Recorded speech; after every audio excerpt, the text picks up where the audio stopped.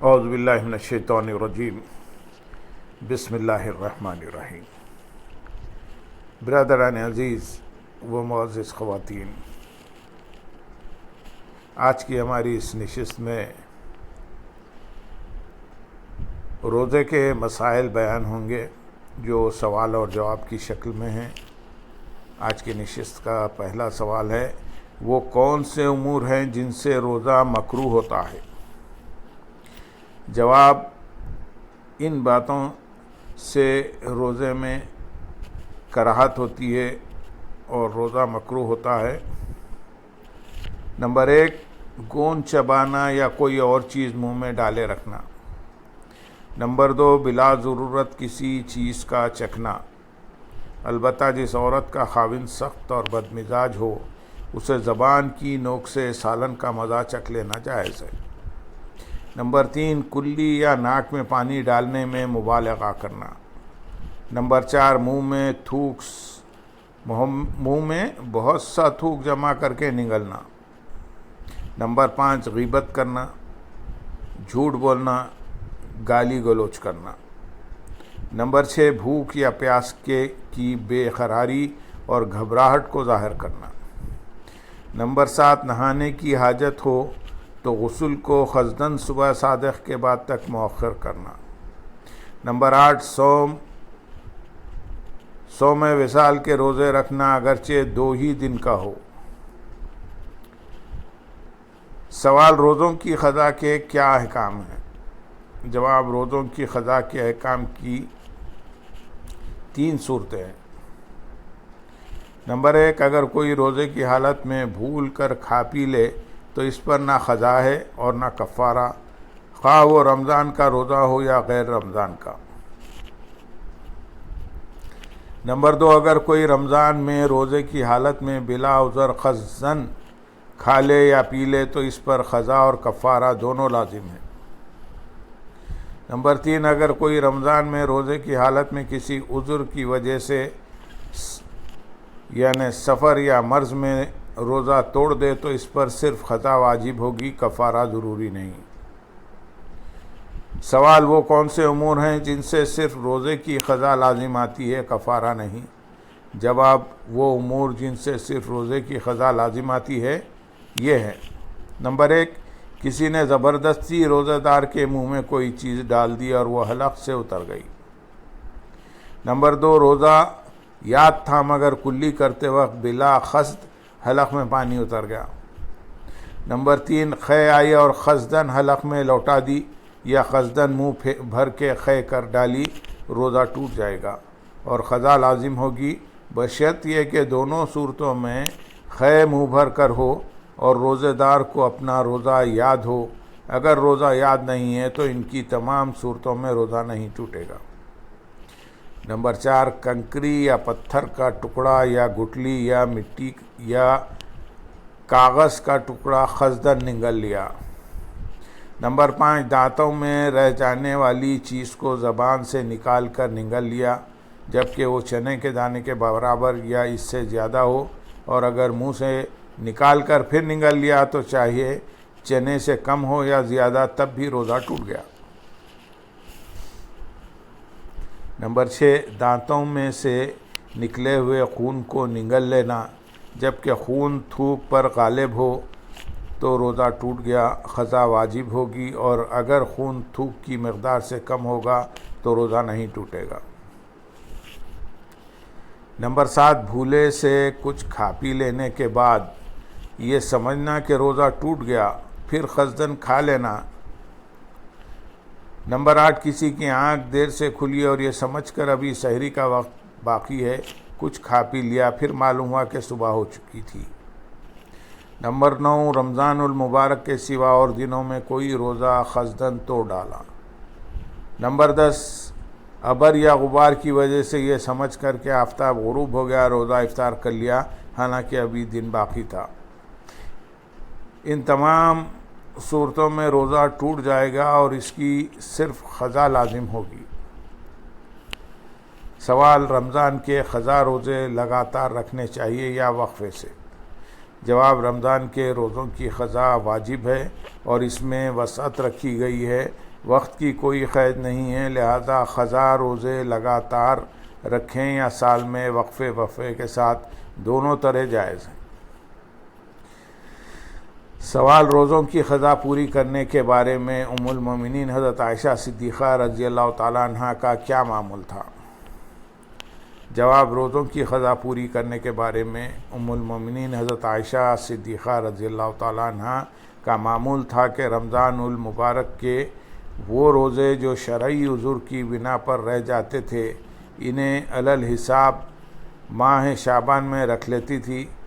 حضور نبی اکرم صلی اللہ علیہ وسلم بھی اس مہینے کثرت سے روزے رکھتے تھے۔ اس سلسلے میں حضرت ابو سلمہ رضی اللہ تعالیٰ عنہ سے مروی روایت ہے، میں نے حضرت عائشہ صدیقہ رضی اللہ تعالیٰ عنہ کو یہ کہتے ہوئے سنا کہ اگر مجھ پر رمضان کے روزوں کی قضا واجب ہوتی تو میں انہیں شعبان کے علاوہ قضا نہ کر سکتی۔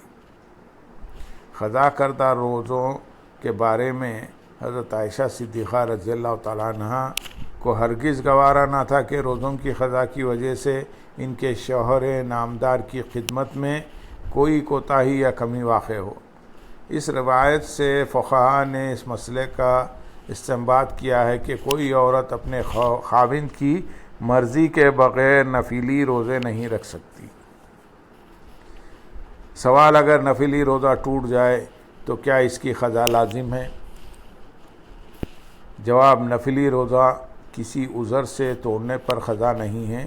اگر بغیر عذر جان بوجھ کر نفلی روزہ توڑ دے تو اس کی قضا واجب ہے، جیسے کہ اس حدیث مبارکہ سے ثابت ہے۔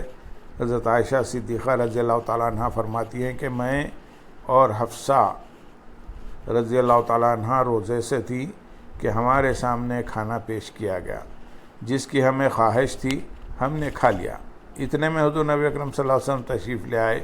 حضرت حفصہ رضی اللہ تعالیٰ عنہ نے گفتگو میں مجھ سے سبقت کی، اور کیوں نہ ہوتا، وہ اپنے باپ کی بیٹی تھی، یعنی حضرت عمر فاروق رضی اللہ تعالیٰ عنہ کی ترے جری۔ کہنے لگی یا رسول اللہ صلی اللہ علیہ وسلم، ہم دونوں نے روزہ رکھا ہوا تھا، پھر ہمارے پاس کھانا آیا جس کی ہمیں تمنا تھی تو ہم نے اس سے کھا لیا۔ آپ صلی اللہ علیہ وسلم نے فرمایا کسی دوسرے دن اس کی قضا کر لینا۔ سوال کفارہ کسے کہتے ہیں اور اس کی ادا کرنے کا طریقہ کیا ہے؟ جواب شریعت نے کفارے کو مکلف پر دنیا و آخرت میں گناہوں کو مٹانے کے لیے واجب کیا ہے۔ کفارے کا حکم عموماً روزے رکھنے، غلام آزاد کرنے، مساکین کو کھانا کھلانے یا انہیں لباس فراہم کرنے پر مشتمل ہے، جیسا کہ حضرت ابو ہریرہ رضی اللہ تعالیٰ عنہ سے مروی ہے، ایک شخص نے رمضان میں دن کے وقت اپنی بیوی سے صحبت کر لی، پھر حضور صلی اللہ علیہ وسلم سے اس سلسلے میں مسئلہ دریافت کیا۔ آپ صلی اللہ علیہ وسلم نے فرمایا کیا تم غلام آزاد کر سکتے ہو؟ اس نے عرض کیا نہیں۔ آپ صلی اللہ علیہ وسلم نے فرمایا 2 ماہ کے روزے رکھ سکتے ہو؟ اس نے کہا نہیں۔ آپ صلی اللہ علیہ وسلم نے فرمایا 60 مسکینوں کو کھانا کھلا دو۔ سوال عمدن نفلی روزہ توڑنے کا کفارہ کیا ہے؟ جواب کفارہ صرف رمضان المبارک کا فرض روزہ توڑنے سے واجب ہوتا ہے، اس کے علاوہ کسی بھی قسم کا نفلی روزہ یا رمضان کے قضا روزے کو توڑنے سے کفارہ واجب نہیں ہوتا۔ سوال روزوں کی صورت میں کفارہ ادا کرنے کا کیا طریقہ ہے؟ جواب روزوں کی صورت میں کفارہ ادا کرنا ہو تو مسلسل 60 روزے بلا ناغہ رکھے جائیں۔ مثلاً روزے قمری مہینے کی پہلی تاریخ سے شروع کیے گئے ہیں تو اس پورے مہینے اور اس کے بعد دوسرے قمری مہینے کے روزے رکھے۔ اگر روزے قمری مہینے کے وسط سے شروع کیے گئے تو اس مہینے کو پورا کر کے اگلا سارا مہینہ روزے رکھنے کے بعد تیسرے مہینے میں اتنے دن روزے رکھیں کہ پہلے مہینے کے دن ملا کر 30 دن پورے ہو جائیں۔ ضروری ہے کہ 2 ماہ کے روزے مسلسل ہوں۔ اگر ایک دن کا بھی روزہ چھوٹ گیا تو پھر دوبارہ 60 روزے رکھنے ہوں گے۔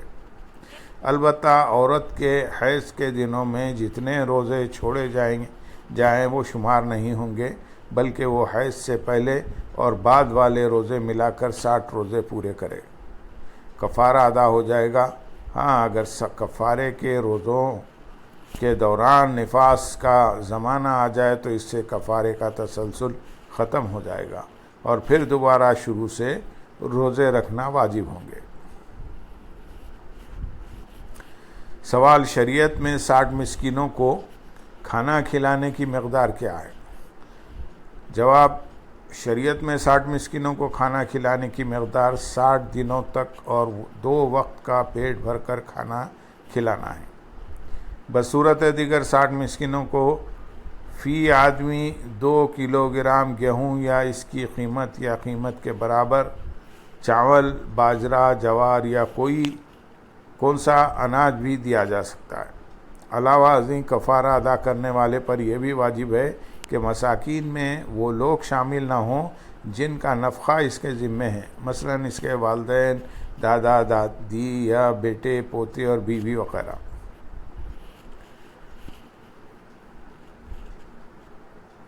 سوال، کیا کفارے کے طور پر 60 مسکینوں کا کھانا ایک ہی مسکین کو دیا جا سکتا ہے؟ جواب، اگر کوئی چاہے تو ایک روزے یا کئی روزوں کا کفارہ ایک ہی مسکین کو اکٹھا دے سکتا ہے، چاہے تو کئی روزوں کا کفارہ ایک بارگی دے سکتا ہے۔ اللہم صلی علی سیدنا محمد وعلی آل سیدنا محمد وبارک وسلم، وآخر دعوانا الحمدللہ رب العالمین۔